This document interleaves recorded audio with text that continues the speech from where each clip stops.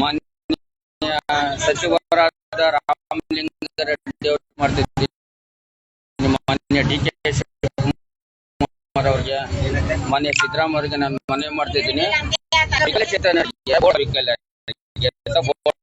ಈಗ ಬೋರ್ಡ್ ಹಾಕಿಲ್ಲ. ನಾವು ಟಿಕೆಟ್ ತಗೊಂಡು ಮಾನ್ಯ ಲಕ್ಷ್ಮೀ ಹೆಬ್ಬಾಳ್ಕರ್ ಮಾಡ್ತಿದ್ದೀನಿ, ಚೀಫ್ ಸೆಕ್ರೆಟರಿ ನೋಡಿ, ಬಸ್ಗಳಲ್ಲಿ ಓಡೋ ಪರಿಸ್ಥಿತಿ ನಾವು ದುಡ್ಡು ಕೊಡ್ಬೇಕು. 20 ಪಟ್ಟಿ ದುಡ್ಡಿನಿ. ಈಗ ಬೋರ್ಡ್ಗಳು ಹಾಕ್ಬೇಕಲ್ವಾ? ಬೋರ್ಡ್ ಎಲ್ಲೈತೆ?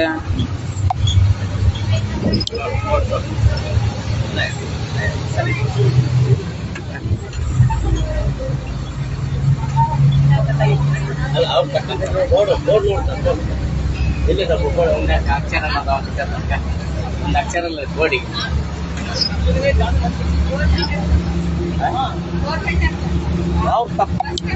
ಅದರಿಂದ ದಯವಿಟ್ಟು ಅವರು ಮಾತಾಡ್ತಿದ್ದಾರೆ ಮಾನ್ಯ ಅವ್ರ ಬಗ್ಗೆ ಎಲ್ಲ ವ್ಯವಸ್ಥೆನ ಬಗ್ಗೆ ಅವ್ರು ಮಾತಾಡಿದಕ್ಕ ಮಾತಾಡಿದ್ರು ಡ್ರೈವರ್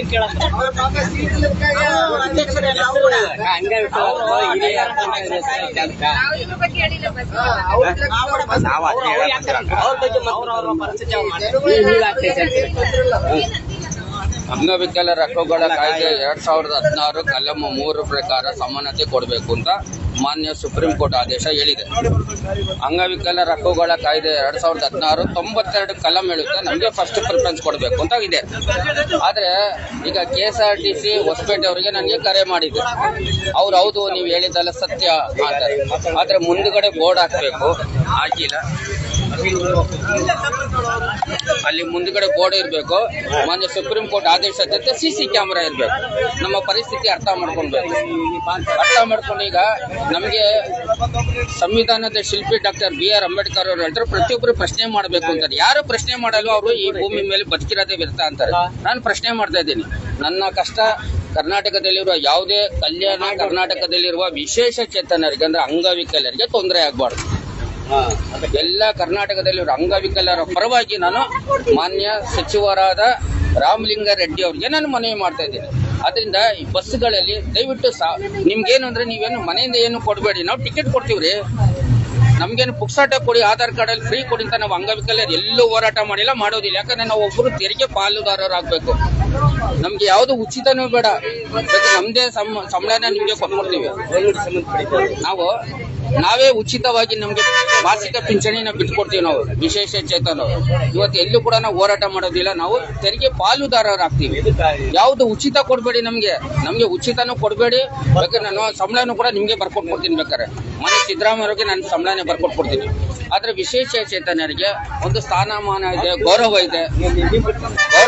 ನಮ್ಗೆ ಎಲ್ಲರಿಗಿಂತ ಒಳ್ಳೇದಿದೆ. ನಮ್ಗೆ ಕಾನೂನು ವ್ಯವಸ್ಥೆ ಚೆನ್ನಾಗಿದೆ. ಅದರಿಂದ ದಯವಿಟ್ಟು ಮಾನ್ಯ ಮುಖ್ಯಮಂತ್ರಿಗಳಿಗೆ ನಾನು ಕೇಳೋದಿಷ್ಟೇ, ಈ ರೀತಿ ಬಸ್ಗಳಲ್ಲಿ ಕೊಡಿ. ನಮ್ಗೆ ಯಾಕೆ ಕೊಡೋದಿಲ್ಲ? ಅದಕ್ಕೋಸ್ಕರ ಮನವಿ ಮಾಡ್ತಾ ಇದ್ದೀನಿ.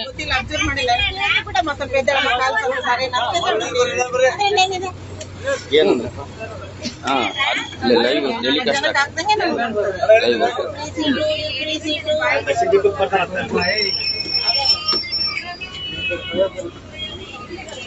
ಲೈವ್ ದಯವಿಟ್ಟು ಶೇರ್ ಮಾಡಿ. ಮಾನ್ಯ ಗೌರವಾನ್ವಿತ ಮಾನ್ಯ ರಾಷ್ಟ್ರಪತಿ ತನಕನೂ ಹೋಗ್ಬೇಕು, ಶೇರ್ ಆಗಬೇಕಿದು. ಯಾಕಂದ್ರೆ ಬಸ್ಸಿನ ವ್ಯವಸ್ಥೆ ನಮ್ಮ ವಿಶೇಷ ಚೇತನರಿಗೆ ಈಗ ನಾನು KSRTC ಫೋನ್ ಮಾಡಿದ್ದೆ. ಹೌದು ಸರ್, ನೀವೆಲ್ಲ ಕರೆಕ್ಟ್, ನಿಮ್ದು ಅಂಗವಿಕಲರ ಕಾಯ್ದೆ ಎಲ್ಲ ಗೊತ್ತಿದೆ ಸರ್ ಅಂತ ಹೇಳಿದ್ರು. ಈಗ ಇದರ ವಿರುದ್ಧವಾಗಿ ನಾನು ಮಾನ್ಯ ನಮ್ಮ ಗೌರವಾನ್ವಿತ ಮಾನ್ಯ ಶ್ರೀಮತಿ ಶಾಲಿನಿ ರೆಜಿಸ್ ಕರ್ನಾಟಕದ ಮುಖ್ಯ ಕಾರ್ಯದರ್ಶಿಗಳಿಗೆ ನಾನು ಮನವಿ ಸಲ್ಲಿಸ್ತಾ ಇದ್ದೀನಿ. ಈ ರೀತಿ ಕಲ್ಯಾಣ ಕರ್ನಾಟಕದಲ್ಲಿ ವಿಶೇಷ ಚೇತನ ಯಾವುದೇ ಸ್ಥಾನಮಾನ ಇಲ್ಲ. ನಮ್ಮ ಬೆಂಗಳೂರು ಮಹಾನಗರ ಸಾರಿಗೆ ಸಂಸ್ಥೆ BMTCಯಲ್ಲಿ ಫಸ್ಟ್ ಪ್ರಿಫರೆನ್ಸ್ ಕೊಡ್ತಾರೆ, KSRTCಯಲ್ಲಿ ಕೊಡ್ತಾ ಇದ್ದಾರೆ. ಆದ್ರೆ ಕಲ್ಯಾಣ ಕರ್ನಾಟಕದಲ್ಲಿ ಕೊಡ್ತಾ ಇಲ್ಲ. ಈಗ ಬೋರ್ಡ್ ಇಲ್ಲ ಪಾಪ, ಇವ್ರು ಏನಾದ್ರೂ ದುಡ್ಡು ಇಲ್ಲ ಅಂದ್ರೆ ನಾನೇ ಈಗಲೇ ಪೇಂಟ್ ತಂದು ಕೊಟ್ಬಿಡ್ತೀನಿ. ನಾನೇ ಬೇಕಾದ್ರೆ ಯಾರನ್ನಾದ್ರೂ ಕರ್ಸಿ ನಾನೇ ಪೇಂಟ್ ಹೊಡ್ಸ್ಕೊಡ್ತೀನಿ. ನನ್ನ ದುಡ್ಡಲ್ಲ, ನಾನು ಸ್ವಂತ ಖರ್ಚಲ್ಲೇ ಕೊಡ್ತೀನಿ. ನಾನು ಡಿಪೋದವ್ರಿಗೆ ಈಗ ನಿಮ್ಗೆ ಬರ್ತಾ ಇದ್ದೀನಿ, ನಾನು ದೂರ ಕೊಡ್ತೀನಿ, ಕ್ರಮ ತಗೊಳ್ಬೇಕು. ನಾನು ಇದರ ಬಗ್ಗೆ ಕಾನೂನು ಹೋರಾಟ ಮಾಡ್ತೀನಿ. ನಮ್ಮ ಅಂಗವಿಕಲರ ಕೋರ್ಟ್ ಕೂಡ ನಾನೀಗ